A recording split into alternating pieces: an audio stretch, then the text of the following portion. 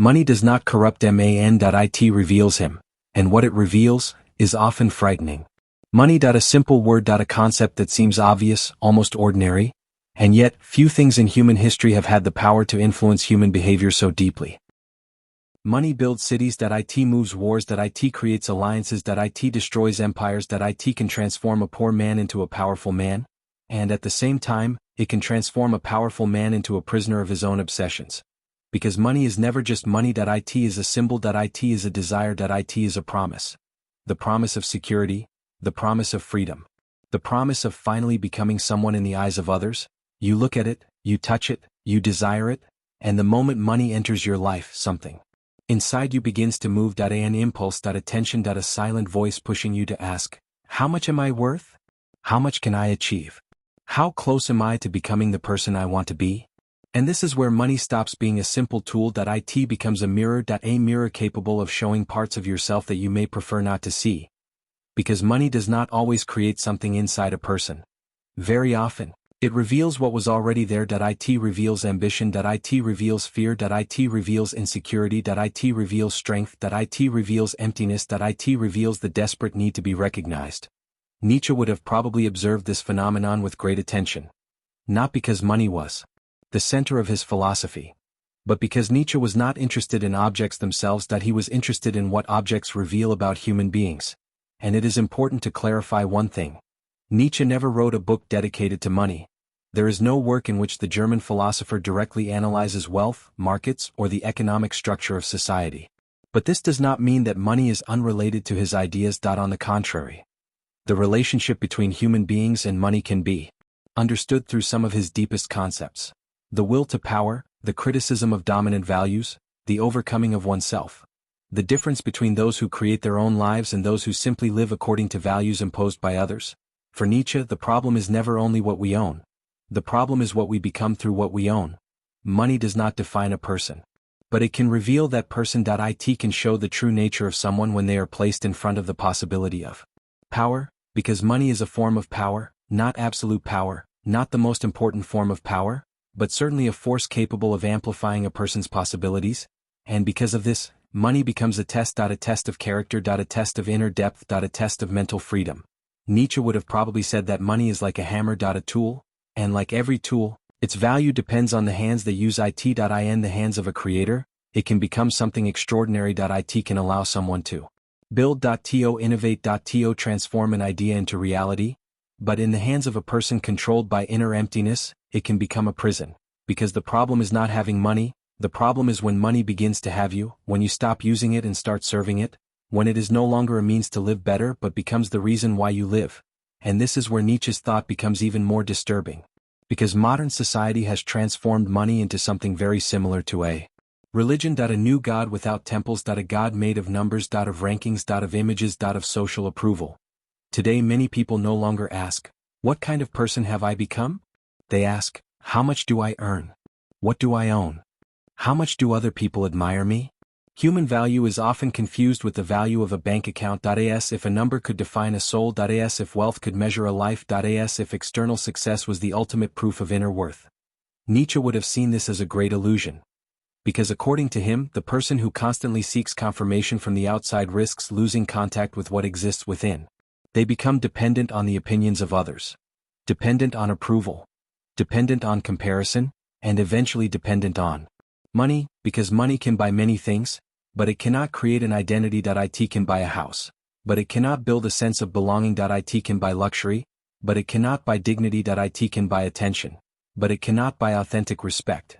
And this is one of the greatest contradictions of money. It can give human beings almost everything they desire, but it cannot tell them who they are. That is why money becomes such a powerful mirror. Because when it arrives, when it increases, when it grows, it brings with it an unavoidable question. Who are you really when you can have everything you want? You have no power.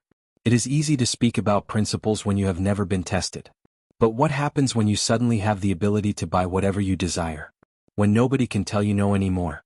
When you can obtain influence, respect, attention? That is when money reveals. Because power does not always change people. Very often it simply makes them more visible. Money does not create a monster. It often allows the hidden monster to come out. If there is greed inside a person, money can give that greed new ways to grow. If there is fear inside a person, money can transform that fear into an endless obsession. If there is a need for approval inside a person, money can become an invisible drug.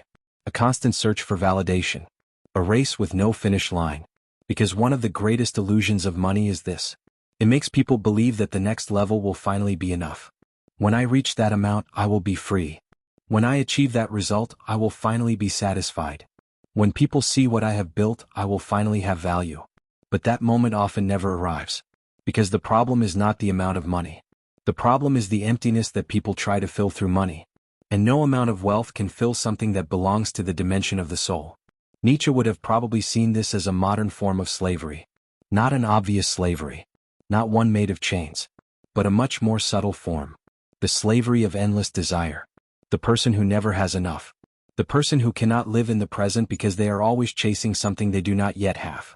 The person who sacrifices themselves to obtain tools that were supposed to serve them. Because there is a huge difference between using money and worshipping it. Between owning something and being owned by it. Between having a goal and becoming a prisoner of that goal. For Nietzsche, the strong individual is not the person who accumulates the most. It is the person who depends on the least. True strength does not come from possession. It comes from the ability to create, to transform, to overcome oneself. And this is where one of the most important concepts in Nietzsche's philosophy appears. The will to power. A concept that is often misunderstood. Many people think it simply means the desire to dominate others. To become richer. More influential. More powerful. But in Nietzsche's vision, the will to power is something much deeper. It is the human drive to overcome one's own condition. To refuse to remain still. To refuse to simply accept what has been imposed. It is the desire to create something that did not exist before. To become a more complete version of oneself. And from this perspective, money can take on a different role. It can stop being the final destination. And become a means. A tool in the hands of a conscious person. The problem is not having wealth. The problem is when wealth becomes the only measurement of life. Because at that moment human beings lose something essential. They lose the ability to choose. And without the ability to choose, there is no true freedom. Now imagine Nietzsche looking at the modern world. A world where millions of people spend their entire lives chasing numbers. A world where success is constantly displayed. Where every person seems to live inside a shop window. Where it is no longer enough to be. You must appear. Where it is no longer enough to build. You must prove. Where it is no longer enough to have a life. You must convince others that your life is extraordinary.